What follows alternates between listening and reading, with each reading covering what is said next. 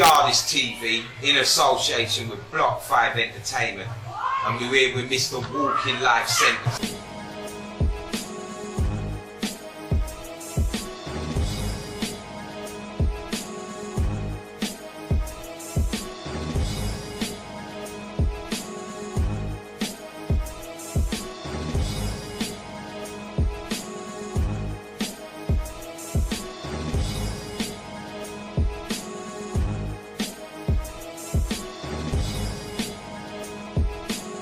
What's good, big man?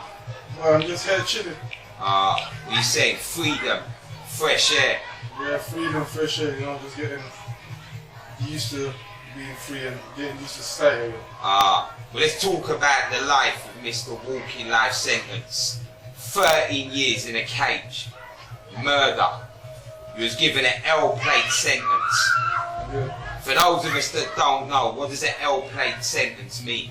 Obviously, it's a life sentence, and you know how it goes. And that is a minimum of 99 years. You get given a tariff, a minimum that you can do. And then, if after that time you've shown a certain progression in your behavior, or they're happy with you, you will be paroled to be on license for life. Okay. Well, let us know about you before you went jail for 13 years.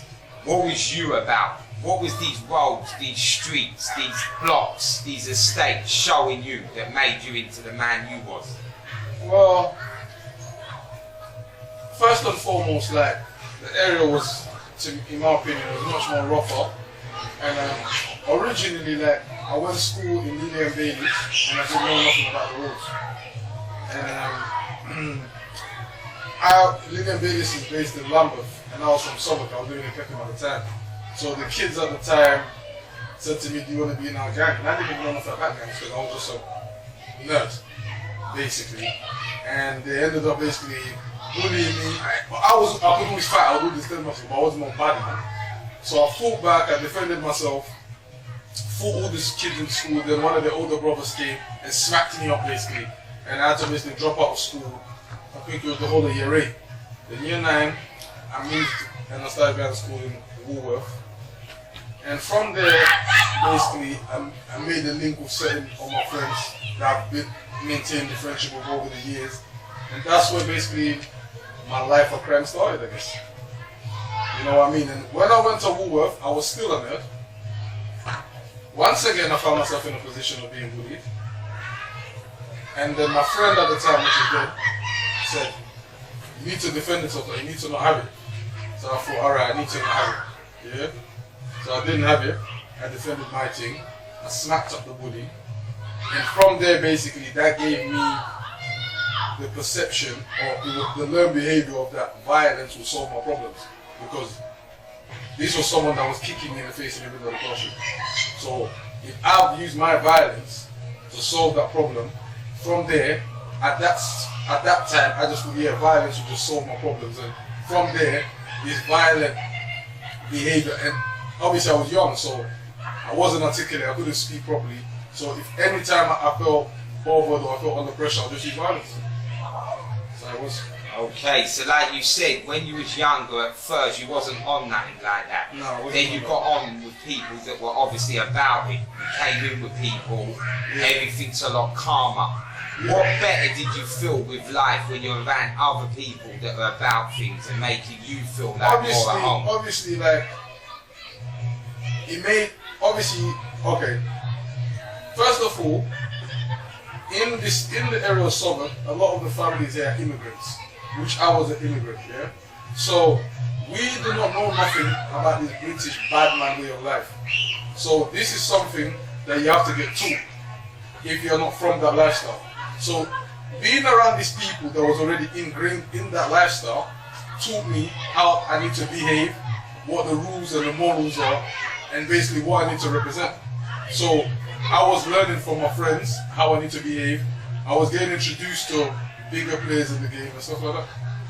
Okay, so let's get into the fact that a lot of people are under the assumption that if you become a bad man, a gun man, a knife man, anything like that, then you're from a broken home and the people in your home haven't been bringing you up right. So you tell us, what was your home life like? Well, my mum left when I was 5 years old, but obviously I had a stepmom after that, like shortly after that. So I always had two parents at home. My parents were good. It wasn't about that. It was just the fact that your home is your home. You're at home with your parents, cool. But when you're out of that home and you're now amongst your peers, you're under a whole different social pressure, which is called peer pressure. So obviously, to fit in, I had to behave a certain way. Because for me, I tried to be the bookworm and I was being bullied. So I didn't want to be bullied. So at that time, amongst the people I was with, the ones that wasn't getting bullied were the people that were bad boys. So then obviously, I had to become a bad boy to make sure I'm not a victim. Okay, let's get on to that now. You've become a bad boy. One thing's led to another. Next thing, you're standing in front of a judge, charged with murder. What goes through your mind when you're in that situation? Well, I think I'm going to take it back just a little bit, because before that, I'd previously gone to prison when I was 15. Yeah. So by the time I'm getting to this, even though I'm so young, but in the streets, life is moving so fast. So by the time I got to that stage where I'm charged for murder, I was already like, it wasn't normal, but I already knew because of the lifestyle we're living, that's something that could happen. So by the time I got to that stage and I'm now charged for murder, I was just thinking like, this is how my story pans out. Because even at that early age, you already know you could go to jail for life, you could be killed, or you could become successful. You never believe it's going to happen to you, but you know these are the possibilities. So when I was charged for M and I'm in front of the judge, my main thing, I was just thinking, I'm going to be a gangster and not Ross. And I never went to the stand to defend myself. I never gave no state. I was basically did not even go to the stand to give evidence. And at that time, in my state of mind, I just thought that is what gangsters do. Like, man get nicked and man's not talking and man's not going to the stand. You need to prove them guilty. Okay. So you remind us, how old was you when you were standing on that stand? I was 17 years old. 17 years old. And when the judge actually said you guilty, and you're going to be sitting in a jail for at least 13 years, as you're walking down them stairs, what's going through your mind then? To be perfectly honest, I was expecting a 15. So when I got a 13, well, I got 12. I ended up doing over that my sentence. When I got 12, I just thought, phew, I'm going to be out before I'm 30. That's the only thing I thought. I'm going to be out before I'm 30. Yeah. That's the immediate. Because remember, I'm so young that I'm so young that I don't even know what that means. I don't know what 10 years of your life means. I didn't even know what that meant. Yeah. I was not mature enough to even process them thoughts. Remember, I was thinking, yeah, I'll be out before I'm 30. I'm going to be back on the block with Amanda. That's what you know what I'm saying to you. It's only when you've done years now and things start changing and those man then are not writing no more and they're not sending letters now, all the things start going through your mind. Yeah. So let us know, after all the years that have passed, like you said, things have changed. You've seen a lot through your life in that time. Do you feel now that there was anything at all that man could have done to you that got what he got, where he was stabbed to death? Obviously, okay. So, I would say one thing, I've always kind of maintained my innocence about the crime, but what I would say, the whole thing was not even nothing to do with me. Like, it was, the whole circumstances of the crime was a friend of mine had an argument with the guy, and obviously, the prosecution's cases, I came to defend him. Now, to me, as an adult now, I believe there's no reason justifiable for taking someone's life at the end of the day, because obviously I'm also Muslim, so killing one person is like killing the whole of humanity. So it's not something that I would glorify or promote out there. And I just don't believe there's nothing that can justify killing somebody. Okay. So like I said to you, time's gone by. Obviously, you've grown in yourself. You know different now to what you was like as a young boy. Yeah. Do you think that anybody with a split second of madness should be able to go that far with their anger? To, like I say, you're taking another human off the map. I think you see, no one shouldn't be able to go that far. But what happens is, it's like what I believe happened to me. And what I was saying is, through doing courses in jail, you start actually going in and rationalizing some of your behavior, because a lot of young men and a lot of people are very impulsive, so we don't think. You know what I'm saying to you? If a man barges you or boy violates you, you're just gonna do your thing. You don't even think about the 10 different scenarios that are gonna play out after you do this thing. You know what I mean? And also, the other things you gotta think about, how many people are out there stabbing people, yeah, thinking they're gonna kill somebody? It's not like that. You understand what I'm saying to you? You might stab a person, and you might stab a person with a knife like this, but you are a kid. You don't understand that this is a big knife, you can kill somebody. It's not like a grown-ass adult pulling out a big knife like that. You're a kid. You're just, I'm gonna do whatever. And then that person dies. Now you're in jail for life. Yeah. So, sometimes it's not even about, oh, you're this super killer and you want to kill a man. You just done something, the person died. Because you're doing something they're never supposed to be doing. Yeah. You know what I'm saying? So it's not always just always like black and white. Yeah. A lot of people don't mean to kill people. It's just the person died. Yeah. And obviously with this country, the law, there's no like anything stipulated in the law to differentiate between someone, like in America they will have like second degree murder. So that's someone that killed somebody, or maybe they didn't mean to kill them and such. In this country, if you stab anybody with the intent to cause GBH and they die, it's murder. So there's a lot of people that's convicted for murder that in another country will not necessarily be like how you're getting charged there, which in another country they call it murder one, like with intent. Yeah. So that's another thing. Okay, well, like you said, you've always maintained your innocence in the situation. But are you sorry for any part you had at all in that situation? Anything whatsoever? Of course I'm sorry, because at the end of the day, I'm sorry in the fact that I was around a negative crowd, and my negative behavior and the kind of negative people that I was around led to something like this. Okay, and what would you say now if you was faced with the mum and dad of the victim? What would you say to them? What words would you have for them?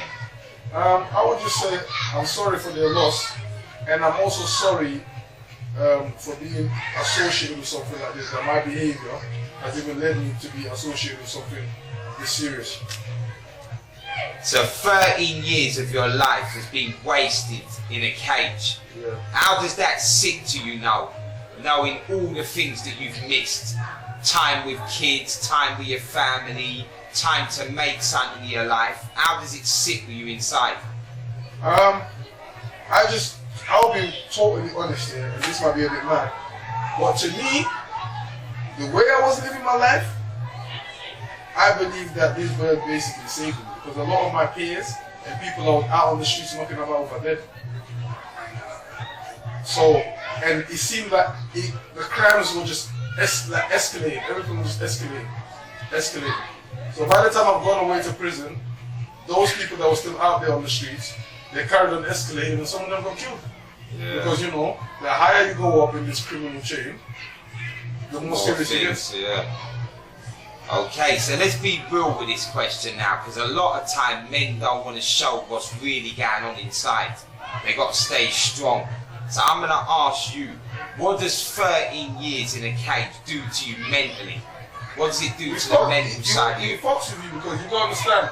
Like, okay, so like I said, the first year, you're remand time when everyone's writing letters and everyone's telling you how real you are and how certain you are. Obviously, it's all good, isn't it?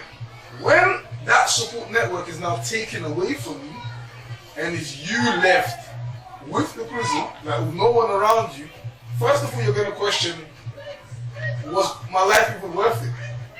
You're going to question everything about yourself. You understand? You're going to be broken down and stripped down to nothing. Then you're going to have to build yourself back up. It's just how it is. Because that length of time, no matter how much respect and stuff like that you put on the streets, you're gonna find a lot of people are gonna move away from you. And you're gonna be surprised the people that move away from you are those that you've done the most for. And the people that stick by are the ones you probably didn't do nothing for. They just knew. Yeah. I'm glad you finished that question that way, because now we're going to get on to that. Obviously, like we say, 13 years is a long time. Everybody's real out here. Everybody's your friend. They're going to be there no matter what. So let's talk about those 13 years. Where were the people that was walking with you beforehand? Did they all stay around? Because let's go through some of the things we've heard. There was a snitch involved in your case. I heard from something that your missus, that you called your missus, was doing things with other men when you're not about. Yeah. All these situations, these are the people that are supposed to stay real with you. So obviously the bird, the female in this equation, she basically docked out as soon as she knew I was guilty. Literally, she didn't even come to the sentencing. It's funny now, but it's not funny. And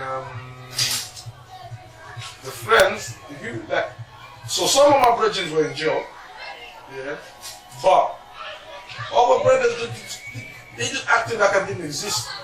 As far as they're concerned, you got a bird, you're finished. So is there anyone at all that was with you before you went jail that's still now you can call a friend? I've got one of my, I've got like, out of everybody, yeah. Because it's funny, because obviously there were people that came to visit me here and there doing the bird, doctor out, and this and that, but someone who, there is probably, I could count on one hand, people that was with me before, like I knew them before I went jail, and they kind of tried to keep a consistent link.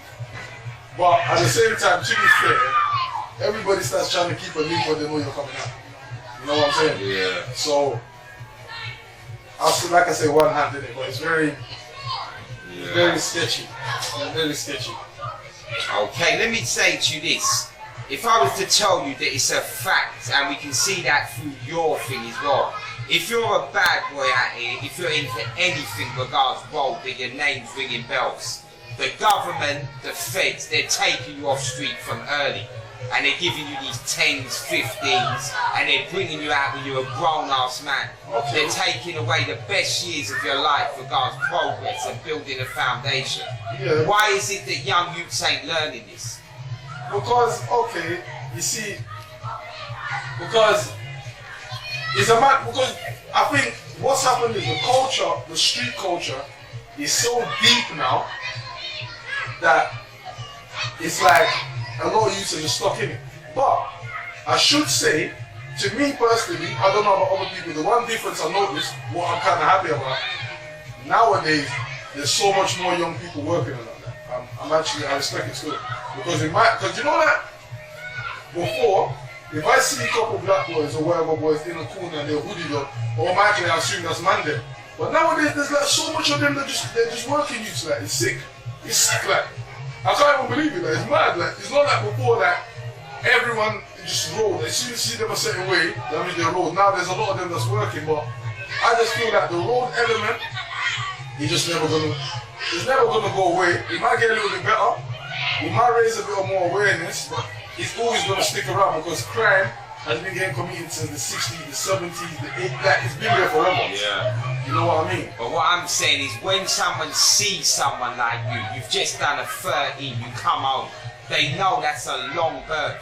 But yet they still go out there and do a madness that can get them that or more. Yeah, but you gotta remember that when you're out there and you're doing these things for a number of years and you're not getting caught or you're getting slapped on the wrist, you believe you're invincible.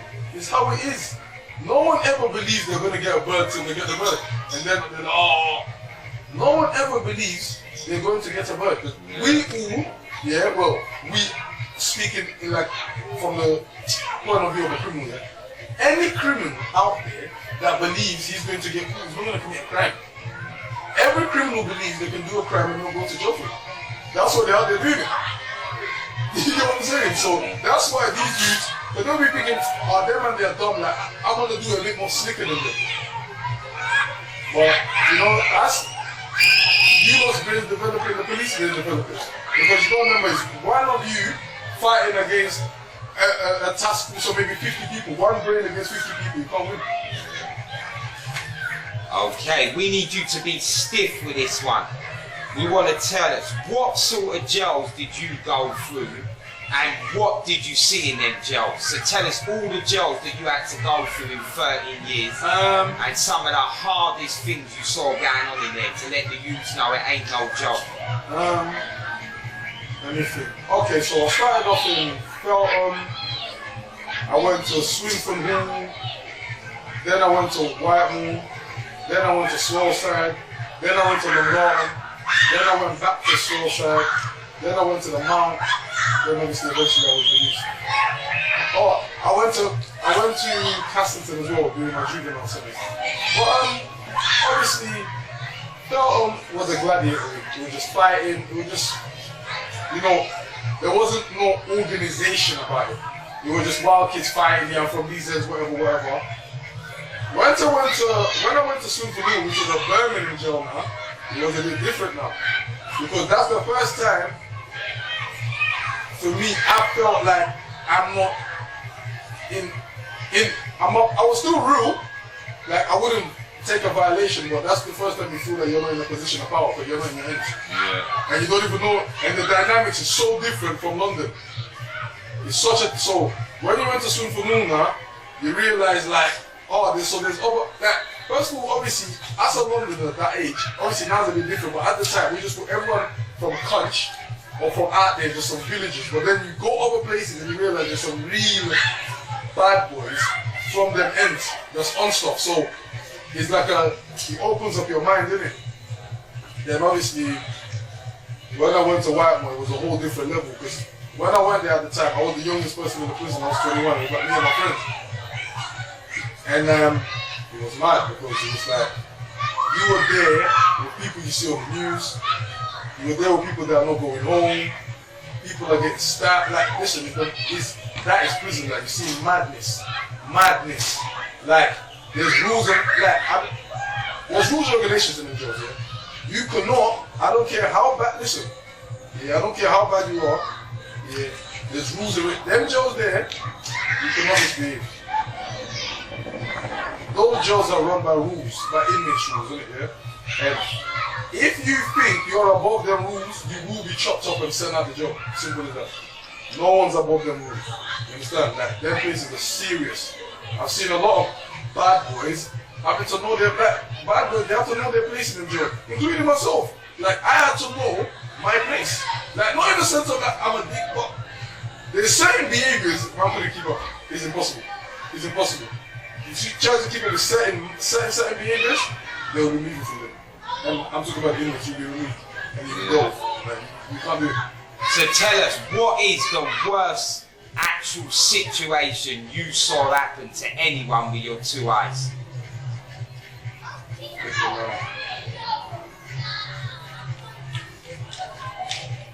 There's so many, but one of the maddest things, there's so many. Okay, there was one incident I will talk about. There was one incident of a guy from Leicester. He was a big lump and he was giving it the big one on the wing. And he obviously is not used to being in this wrestling. So he thought because he's 6'4", hench, big chest, he could give it the bigger. So he carried on. There was a couple little square or so, but I never got too nuts. So one day he messed with a man that just didn't, like that day, the man had enough. And it was over the prison phone. It was over argument over the prison phone, whose turn it was. The man boiled up oil, yeah. Obviously you're not allowed oil in the jail because so much hot oil gets thrown on people. So he got butter and boiled it down to this liquid, to this oil. And threw over him while he was in the gym vest. And as you can imagine, his skin dropped off. And we never saw him again. So let's get into you yourself. What is the biggest test you had in there? Anybody try and stick it on you? Anyone try and show you that they're the bigger man for you? Obviously, 100% I got tested a couple times. and I done my thing. And the man them know, like, it's a documented fact. Like, I've done what I needed to do with dad makings and stuff like that. You know what I mean? There was an incident of some inmates tried to set fire to my cell. Things got a bit sticky. Things got brought out. It just got mad. People got disfigured. But anyway, this is all stuff I've been looking for anyway, so I'll talk about it. People got disfigured and people got kicked unconscious, and it's turned into a madness anyway. But they tried to disrespect me or whatever, yeah.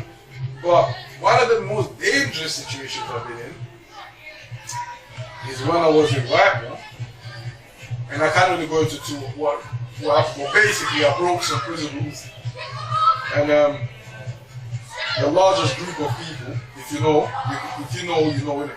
Yeah. Which was one circle, long story short. But I done something which was frowned upon, and hits got put out of my life.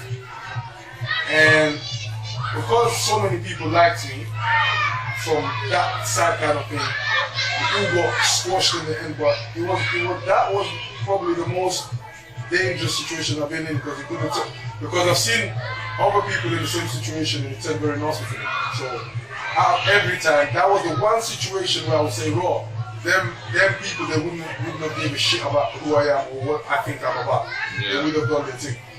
But obviously they didn't get that deep. Okay. Yeah. So let's get on to family for a minute. Like, obviously you've showed us you've been to a lot of jails, and 13 years is a long time.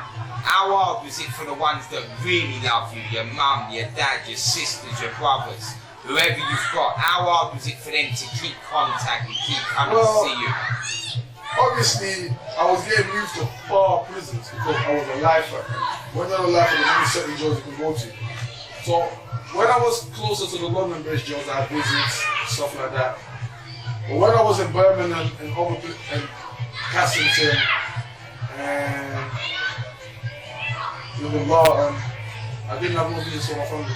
Yeah. Because they couldn't make the journey because they were working. Yeah. And there was another 2 kids in the house, so they had to prioritize them over me. And how does that feel to you, knowing that nobody's seeing you? You're sitting there, you've got no visits. You feel, these are the times now where I said, you get strict, because it's stuff like, obviously now in prisons they've stopped being bullied and stuff like that.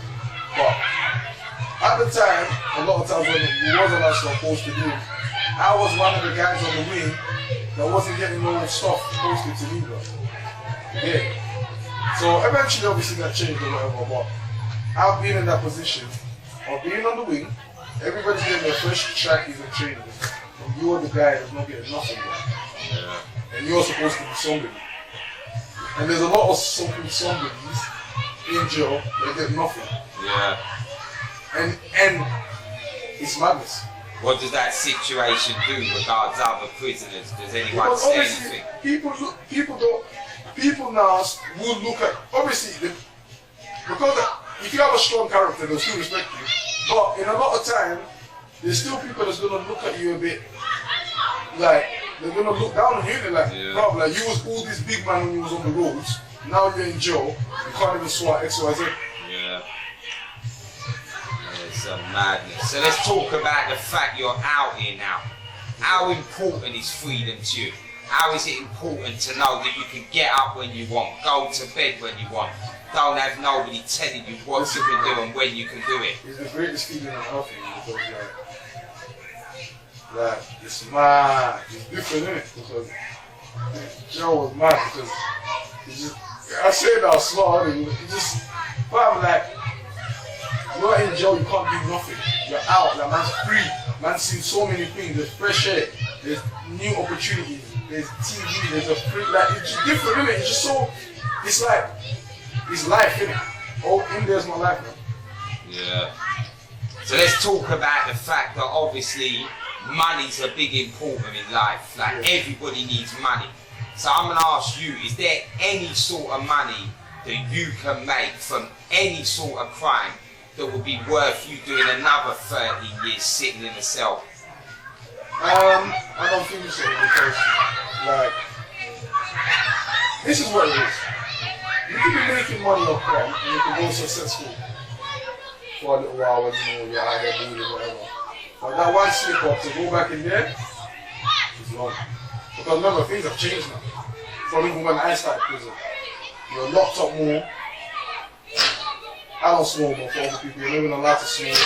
And they just, like, now, your life on the outside will dramatically change when you, like, it's a whole different thing. You know what I mean? So now, man, I don't think there's no money worth going to jail for. Okay, so I'm going to ask you, you've been in jail for 13 years regards a knife crime, whether it was you or not. Yeah. What do you think should happen to people that are out here using knives to take other people's lives away? What's your opinion on what should happen to them after what you've done? Well, I just think, of course, it's a mad question because obviously, I think what's going on is really what should happen in at the end of the day, innit? How can I say it like?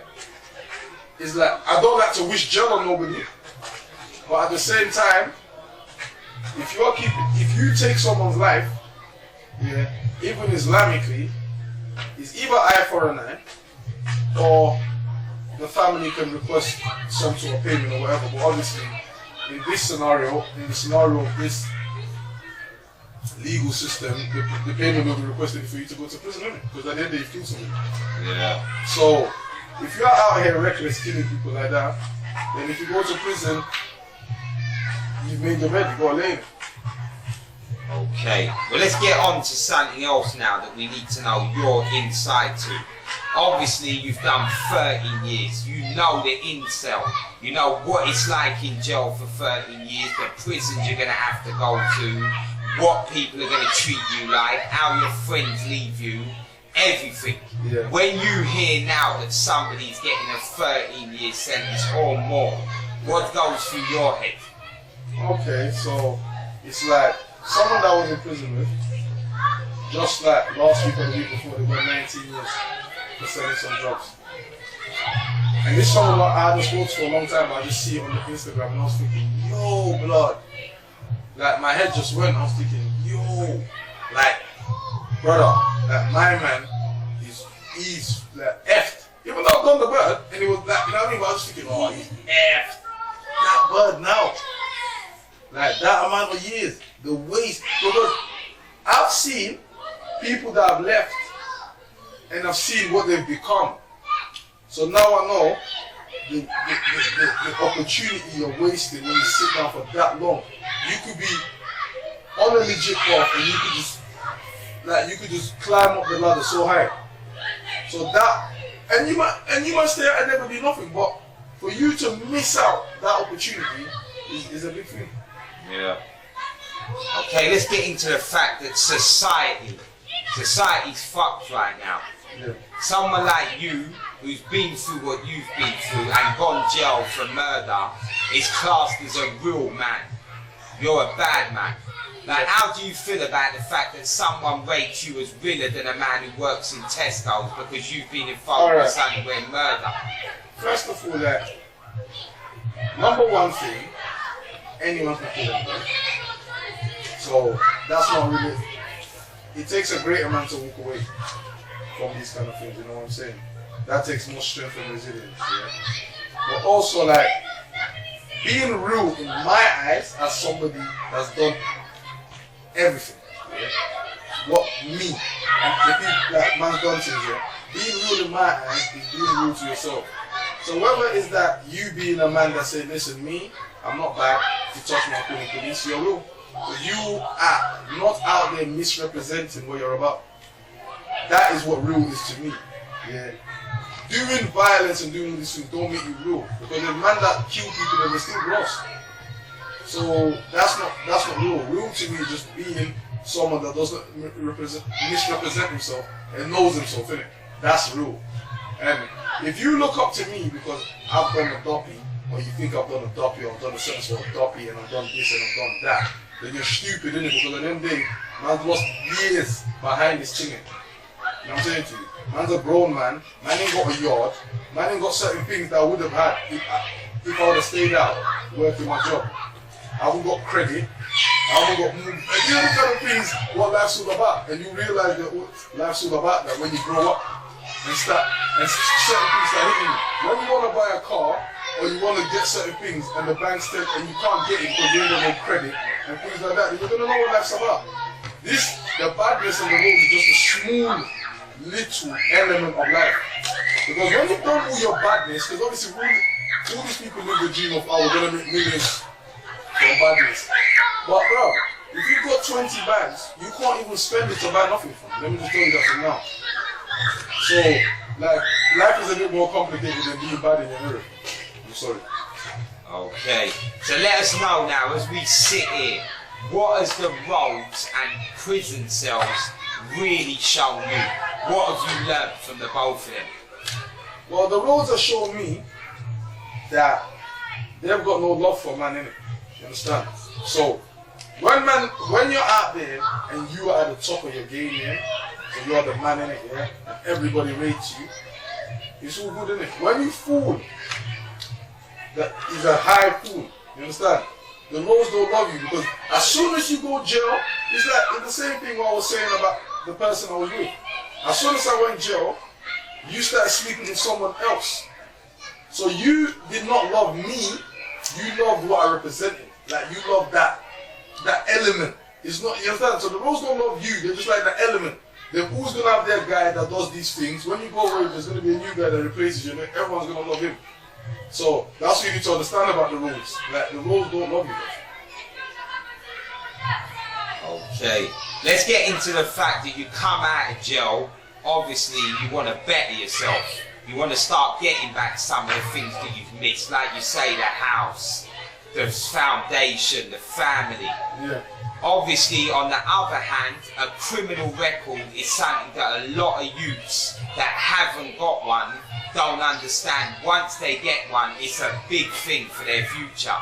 We want you to tell us, what has a criminal record stopped you from being able to do? Like, my criminal record is still something that impacts on my life greatly at the moment, and has stopped me from many opportunities that I could have done. Even it's stuff like, because, okay, so there was an incident when I came out with my probation being on my social media, and because I had a criminal record,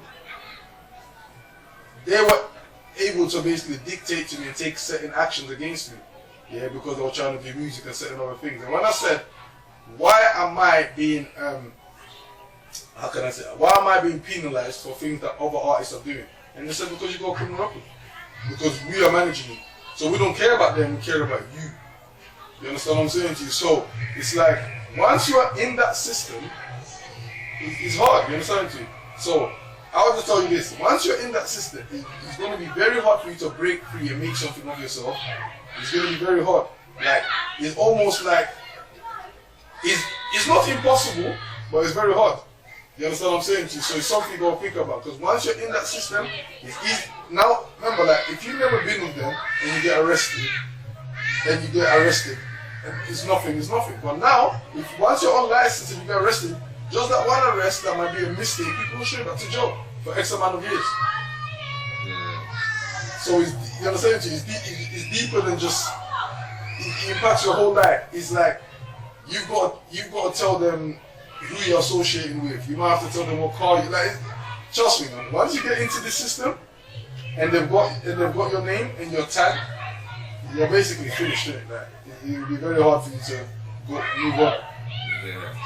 Let's get into the change in environment and circumstances in 13 years. Like, before you went jail, you could have been living nice, I don't know. But obviously, things have changed now. It's harder to get money. So you've come out of jail. A lot of people come out of jail and they end up going back. People say, joked on, look at that, he didn't learn. But how hard is it for someone who's an ex-offender to come out in the reality of 2017, 18, 19, what you've done, and no money's on road, no money's anywhere, jobs are giving you silly money? How hard is it not to go back to jail and to live on the money you can get out here? Okay. The reality of it is, yeah, and this is the honest reality, that is going to be the hardest thing you're going to do. Because being in jail is one prison. When you get out, that's another prison. Yeah. And you're shackled in by your license. You're shackled in by lack of opportunity. You're shackled in by a lot of things. And if you're not strong, you will turn to certain things. And if you haven't got a strong support network out here, you know what I mean? Because for me personally, like life on the outside now has got more expensive. So when I was back in the day, to spend £5 on a meal, you would get a good meal. You would be fed. Now £5 doesn't mean nothing. What's £5 on food? Nothing. You know what I mean? So it's things like that, just simple things like that. That yeah, like it's a big thing. The financial situation is a big thing. So it's like you have to start setting up things before you even get out of jail. So make sure you've got something to go into. Because if you just get out of jail thinking yeah, it's all good, or on the promises of your friends and that, it's about to be a piss. Okay, let's get on to you yourself. Yeah. What's your bigger picture? You're out here now, you got freedom. What do you want to do with your life? What's coming from you? Well, my bigger picture is I'm trying to do stuff around the entertainment, music and entertainment. Well, the music industry. Yeah. Trying to somehow break into it because, you know, it's so hard to actually be noticed. Trying to do stuff around music and music management and stuff like that. And if that doesn't work out, possibly going into some sort of self-employment. Yeah. Because I have a lot of friends and family that will support some sort of self-employment. So I've been quite fortunate, really. Okay, well let's get on to the fact of the youths. The youths ain't learning out here. They're not learning because the people that are teaching them ain't been through nothing. They ain't been to jail. They ain't stabbed no one. They ain't shot no one. They've done a course. And they think they can learn the roads and how it goes from a course. So I'm telling you, you've been there. Yeah. You've lived a life. You've seen the prison cells. Yeah. How about you do something to show a youth, listen, it's dead. Well, you know, this is the reason why I'm doing this interview, really, stuff like this. Try and get myself out there. It's just to basically, from someone's point of view like me, that's done the thing. I've done jail. I've done road. I wasn't a prick on road. I wasn't a prick in jail. So I'm not like a victim that's just... Because a lot of times, it's like, oh, he was a victim anyway, that's why he's got a negative. I was no victim. But I just know that it's wrong. Yeah. Because, like I said, once you get into this thing, there's no coming out of this thing. Half of the time. You know what I mean? And like, this young man that I was in jail with, for him to come out, get me for another drug-related offense. Remember, he hasn't shot no one, he hasn't carried no firearm, and he's got 19 years. That's no joke. So this is what's going on right now. So if someone can get 19 years for a bit of drugs, like people need to start getting like stuff like that is what really and truly the media should be portraying all over the TV. Yeah? You want to sell drugs, we just gave him 19 years because they need to have that in their head. They need to start getting, because remember, they don't know stuff like confiscation with them. They think, yeah, we're going to be balling, wear my Balenciagas and have all these chains, I'll go to jail, come out still balling. Nah, brother. When you go to jail, they're going to come to you and tell you, we believe you've made X, Y, Z. If you don't run that bread, we're going to give you another 5 on top of your thing there. From. Yeah. So, you understand? So, you're going to get 5 and get another 5. Now your son is turning to 10. It's a madness.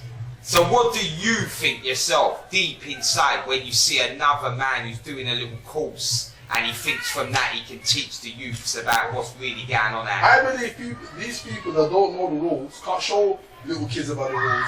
Little kids are not going to relate to them because you don't, like, they need to see a real G, basically, yeah? Someone who they class as a real G to tell them, brother, this is wrong for you. Like, I'm not here to tell you do this, do that, I've done wrong. I will tell you what will happen if you do the consequences of this. That's what I can do. Because at the end of the day, my parents didn't encourage me to do road. They always told me not to do road. I still don't road.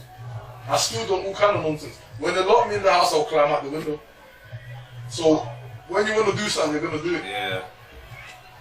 Okay, let me ask you, have you heard of the name Marlon Sampson? Oh.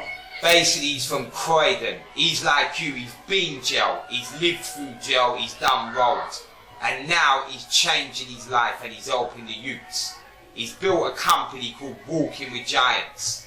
And basically up in Croydon, where there's a lot of stabbings, he's took the youths off the road and he found an empty house on his estate and he turned it into a youth centre.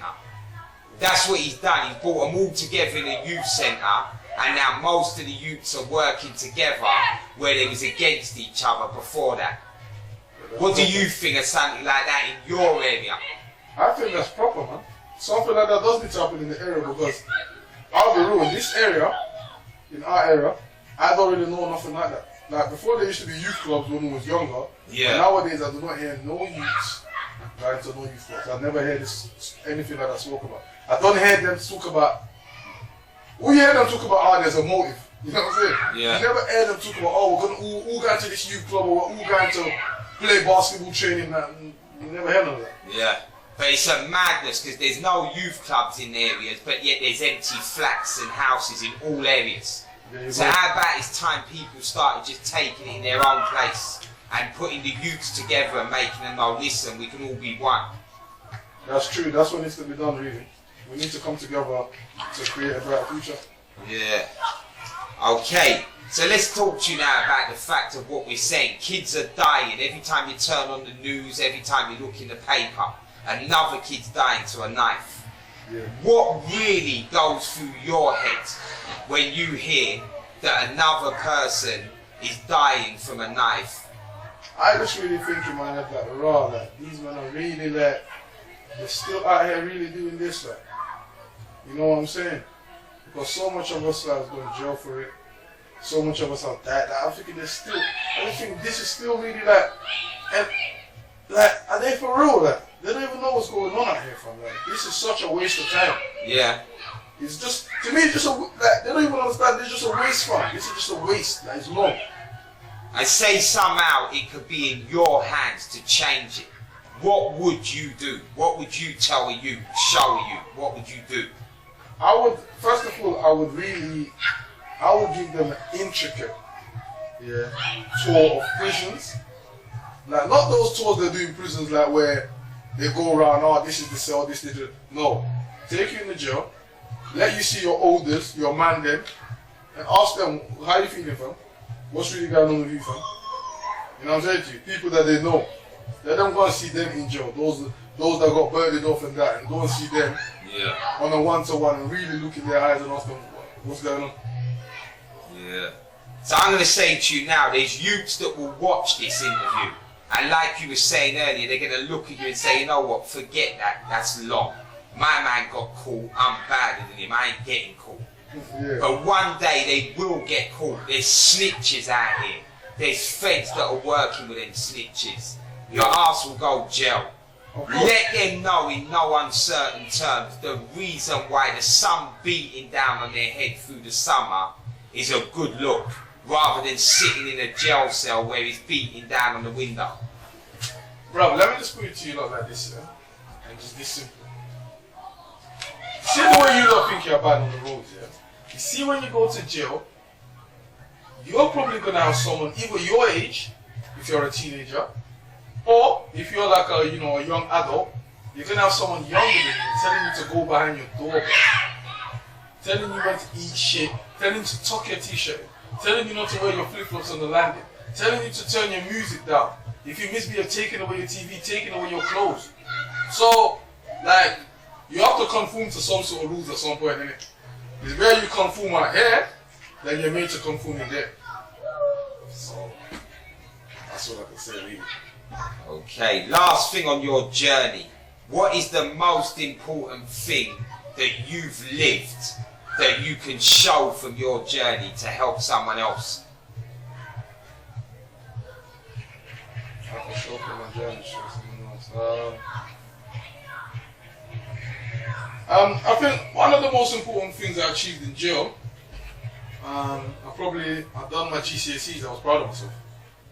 You know what I'm saying? Yeah, that was like an achievement for me being in jail. I done my GCSEs. So yeah, I was very happy with that. Yeah, that's a good look. Okay, we're coming near to the end of this now. We want you to tell us, is there anything we haven't covered in this that you want us to know? Are we talking about as me as a person or as like being in prison? Anything at all that you feel that needs to be out there that we haven't said to you? What I would like to put out there is a simple message like this to whoever's watching. Yeah? Please do not be so naive and so gullible as to believe some of these entertainers out here and into thinking that, first of all, that all this jewelry, all these cars, all this money is real, that they're really out here selling all these drugs and it's reality, and you could really do all this and you could brag about it on TV and you're not going to get caught. Please, please, please do not be caught up in that. It's not the truth. Yeah. Of course you can do these things and you may not be caught for a period of time, but you will be caught. Because the whole point of being in the criminal world is secrecy, because you're not gonna go and steal something from JD and put your face on camera and say I stole it. So why would you be doing crime on road and telling the police and every camera and getting a million views to tell them you done it? It's not the truth. You understand? There's record deals now. People are getting paid off music. I wish more entertainers would actually tell the youth they're getting paid off music and stop with the nonsense in it. And of course I like road music and I like certain music, but I want you to know that it's just music sometimes. It's just that someone talking from their past experience or highlighting a certain moment in their life. And sometimes because I've done rap, and when we're talking about, and I rap about being on the roads or doing certain things, I'm just talking about from the point of I'm a survivor, bro. It's like I've survived a traumatizing experience. So if I'm going to jail and I come out and I'm rapping about being in jail, I'm just telling you I survived. I'm not telling you to do it, I'm just telling you I survived. So please do not be fooled and influenced by this nonsense, yeah? It's not the truth. There's a difference between entertainment and real life. Please. That's what I have to say. Okay. As regards the music you're telling us about, yeah, where can we find this? And like you said, you're trying to grow into the music game for me. What I can say about the music, my music situation is very sticky in it because Probation got involved very heavily in my music because of who I was and tried to shut it down basically, innit? So at this moment I would not be putting my name on the music. I will promote Juggs, which he will represent me, and it's got an EP out called Walking Life Sentence in it. That's all I can say in it. But me, as me, this face being out and saying I'm doing music, I can't really put my name to that because the last time I did, Probation gave me a lot of trouble and nearly sent me back to prison and wanted to add more conditions on my license, saying because of my music they believe I sold drugs and stuff like that. And so I can't really be putting my name to music. But Juggs represents everything that I would rap about. His EPs are Walking Life Sentence. He's got a new video coming out, Say Nothing. And yeah, so carry on listening to Juggs, you know what I mean? And that just represents the struggle, really and truly. But yeah. Okay, well let's get on to the fact of, like we said, you've done the 13 years, you're home. The sun's beating, it's summer, you're out here, you can live. But are you ever really going to be free? No. No. The reality of it is I'll never be free. You understand? I've always got to think 10 times more than my friends or other people. Okay, so for example, just normal stuff. I'm out and about, a man barges me on the road. Yeah. Obviously I've done courses in jail that told me I shouldn't do my thing on him. But a man's barged me on the road, and obviously those old fools come back. But I know now, you know what, I'm just gonna say, you know what? Like, I don't listen, I don't even entertain it, I just walk off because you see what? If I breathe wrong, I could make big problems. So you know, you'll never be free. once you're with them, you're never free. Because as long as you have a probation officer in your life, you're not free from. Sorry. Okay, last but not least, obviously we started the interview saying that your name's Walking Life Sentence. Just give those that don't know the reason why you've called yourself that. Obviously, okay, so I got the name because one time I was listening to a Gucci Man tune and it was called Walking Nick. So we were just bragging about how flossy he is, and I was like, yeah, I'm a walking life sentence because I'm actually doing a life sentence. I'm walking, I'm breathing, I'm alive, innit? Because I got a life sentence at the age of 17 for M. And yeah, so that's why it's called myself walking life sentence. Okay, so is there anybody you want to shout out or recognise that has kept it real in your lifetime at the end of this interview? I think those, obviously I don't want to say too much. But those who kept it real with me know who they are, innit? Because I speak to them every day and we've got a good relationship, you know what I mean? Yeah, like, they know who they are. I don't need to say too much, you know what I mean? I don't need to say too much, they know who they are. Shout outs to Walking Life Sentence for giving the people this real talk, and let's hope they listen to the words that have come out your mouth. Thank you. Big up all the youths out there, do something positive. You heard what the man said, it's long. 13 years in a jail cell while the sun's beating out here. Don't listen to no one, because everyone's got lies and they're trying to bring them to you.